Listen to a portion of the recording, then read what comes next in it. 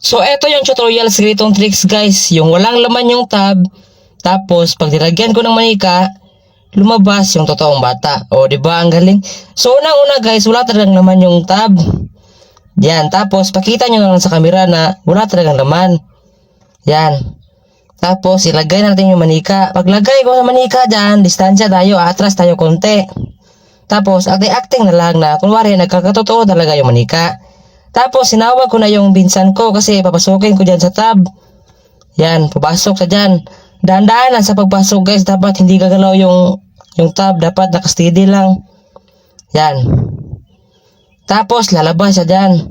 Paglabas niya, magkunwari siya na siya yung manika, nagkakatotoo. O, ganyan lang. Tapos, punta na tayo sa CapCut, piliin ang new project, piliin yung video natin, tapos add. So, dito, abang tayo sa part yung matapos ako mag-acting, no? Antayin natin matapos yung acting dyan. Yan. Pag matapos na, stop. Tapos itap yung video. Split.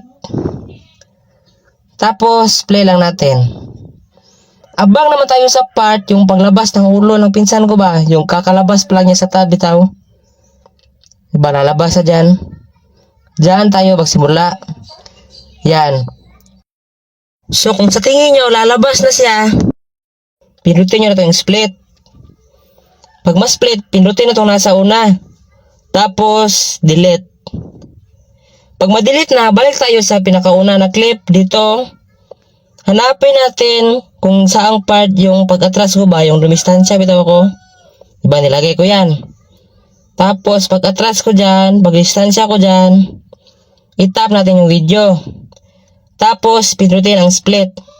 So, ang tanong, idol, bakit mo in-split? Kasi yung split na yan, gagawin natin palatandaan. Tapos, balik na tayo sa pangatlo na clip. Pindutin natin.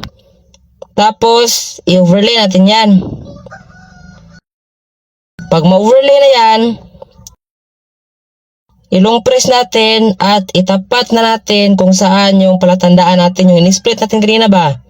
So, dito yon. Pag natapat nyo na, pindutin nyo ulit yon. Itong naka-overlay. Tapos, hanapin nyo yung mask. Mask. Ito. Itap nyo to, tapos piliin yung horizontal. Tapos, magkita nyo ng yellow na line guys. Adjust nyo lang. Sundan nyo ko kung paano ko in-adjust para pareho tayo ng resulta ba. Yan. Tapos, pindutin itong check sa baba. Tapos, play lang natin. O, ganyan na resulta. O, diba? Basic lang. Madali lang masundan. Ganyan lang. So, pindutin nyo na itong nasa taas, no? Para ma-export na. Pag ma-export na, ito na resulta, guys. Sana nasundan nyo yung tutorial ko, guys. Alam kong kaya nyo yan. Basta sundan nyo lang ng maigi. Let's go. Welcome to the main event.